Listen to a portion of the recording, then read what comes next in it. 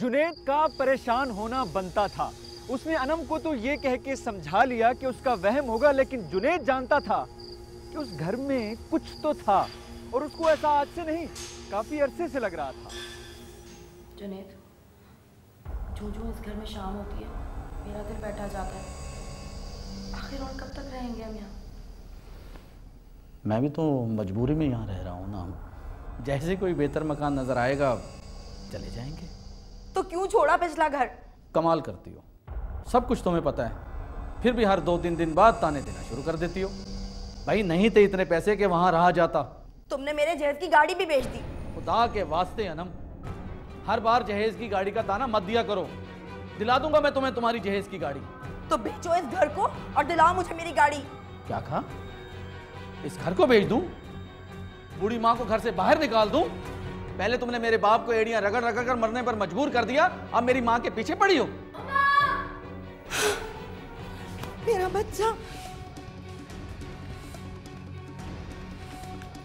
नुमान, नुमान, नुमान, नुमान, मेरा बच्चा नुमान, मेरा बच्चा नुमान, मेरा बच्चा नुमान, मेरा बच्चा नुमान, क्या हुआ तुम्हें?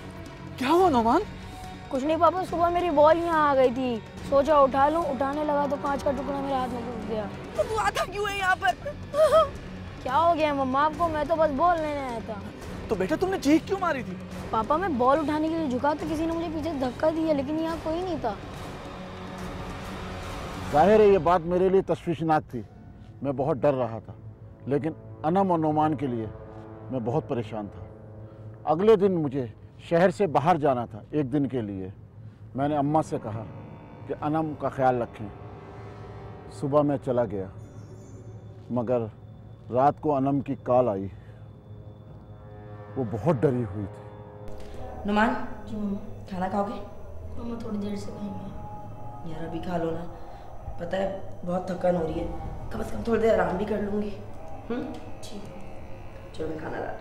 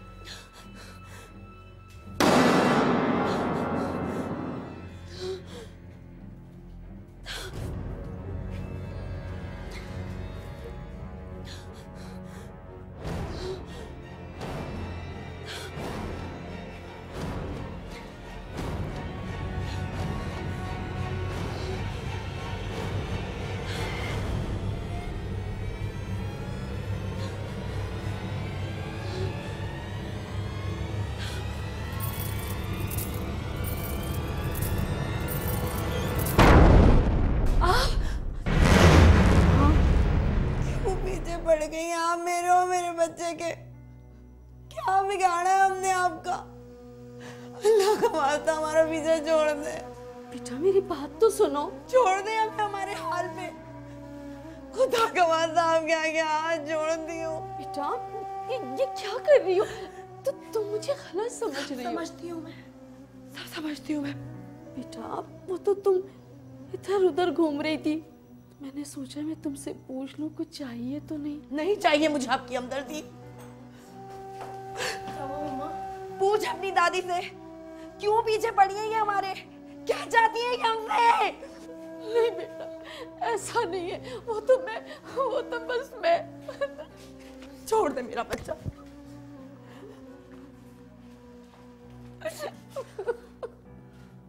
बात यहां रुकी नहीं। अनम ने जुनैद को फोन किया और घर में रहने से इनकार कर दिया। उसका शक यकीन में बदल गया कि उस घर में जो कुछ भी हो रहा था वो जुनैद की वालिदा यानी कुलसूम की वजह से हो रहा था।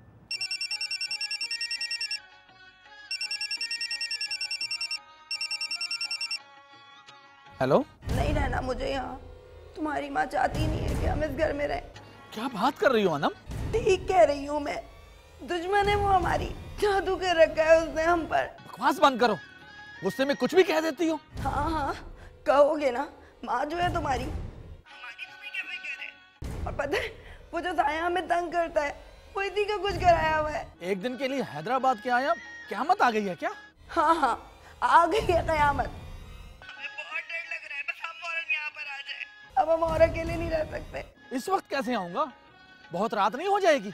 जो भी हो मुझे नहीं पता, आप फौरन वापस आए। जुनैद, खैरियत? यार मुझे वापस जाना है, घर में एक इमरजेंसी हो गई है। जुनैद, बहुत परेशान हो कई दिनों से, सब ठीक तो है ना? हाँ, तुम कराची आओगे तो बताऊंगा। ठीक है जुनैद, तुम जाओ, मैं सब संभाल लूँगा। मैं उसी रात घर चला आया। नोमान और अनम को अनम की बहन नाजिया के घर छोड़ा एक रात के लिए। सोचा बाद में बात कर लेंगे और मैं घर चला आया। लेकिन घर पहुंचकर मुझे अजीब सी वहशत होने लगी।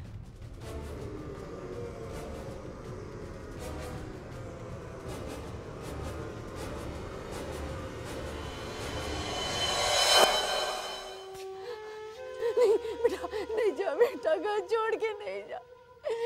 हमें तेरी बहुत जरूरत है। जुनैद घर छोड़ के नहीं जा। तुम्हारे अब्बा की तबीयत बहुत खराब है, तुम आ जाओ। कुछ करो, खुदा के लिए कुछ करो। अल्लाह हम लोगों को छोड़ के चले जाए।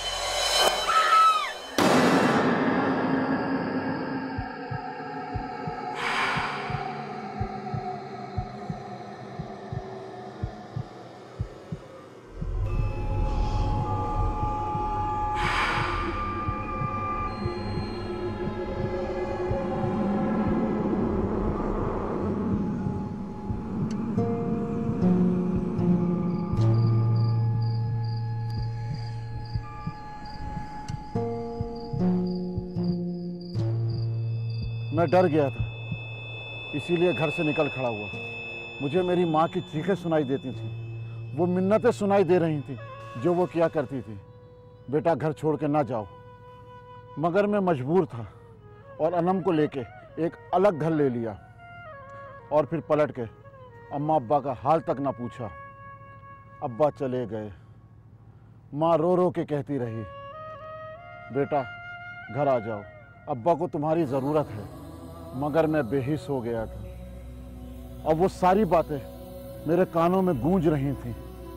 उस रात मैं सड़कों पे घूमता रहा, मगर कहीं सुकून ना मिला।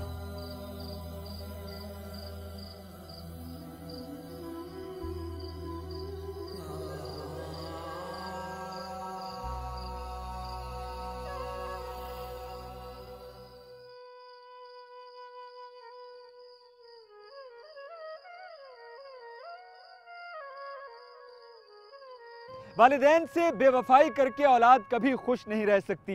माँ बाप अपनी औलाद को कभी बद्दुआ नहीं देते, लेकिन कुदरत का अपना एक कानून है जो वालिदैन के सब्र और हौसले को आजमाता है, खुदा फिर उसको आजमाता है। जुनैद भी एक आजमाइश में घिर गया था। न उगलते बन रही थी न निगलते, यानी ना वो उस घर में रह सकता था न छोड़ सकता था। देखिए जुनैद भाई, आप ये मकान बदल क्यों नहीं लेते? बदल लूंगा, लेकिन अभी इतने पैसे नहीं हैं। बता चुका हूँ अनम को मैं। वो बात तो ठीक है, मगर अनम यहाँ रह भी तो नहीं सकती ना। इस मकान की हालत तो देख ही रहे हैं ना आप। और हाँ, अनम मुझे बता रही थी कि यहाँ कोई रूह साया है जो अनम को नोमान को परेशान करता है।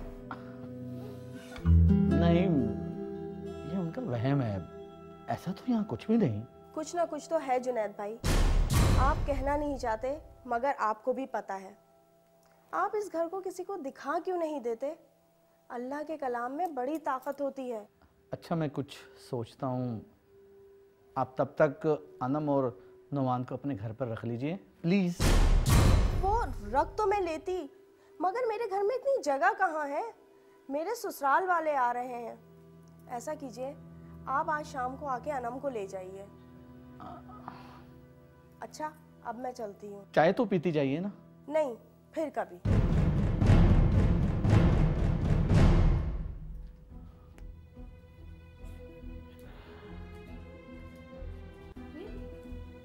नादिया कहाँ है? चली गई क्या? जी हाँ अम्मा, इधर मेरे पास आकर बैठे।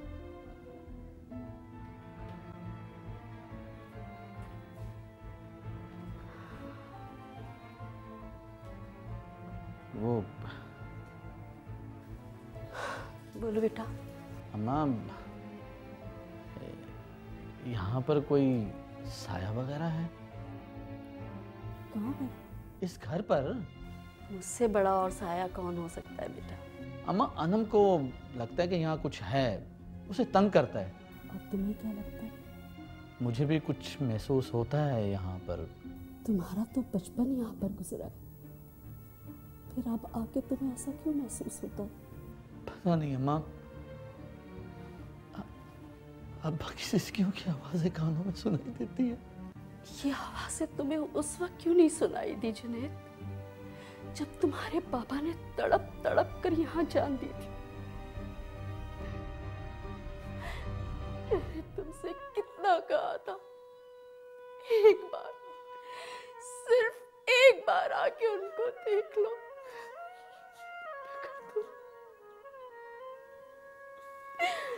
एक शहर में रहते हुए नाजों से पला बेटा अगर बीमार बाप की खिदमत ना कर सके और सिर्फ उसके जनाजे को कंधा देने के लिए आए, तो उसे बाप की सिसकियों की आवाज सुनाई नहीं देगी, तो फिर क्या होगा? क्या होगा फिर? क्या होगा? नहीं जिन्हें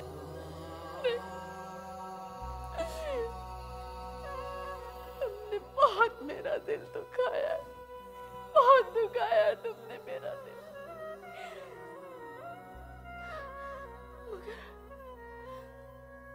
मगर मैं फिर भी यही दुआ करूंगी, खुदा तुझे माफ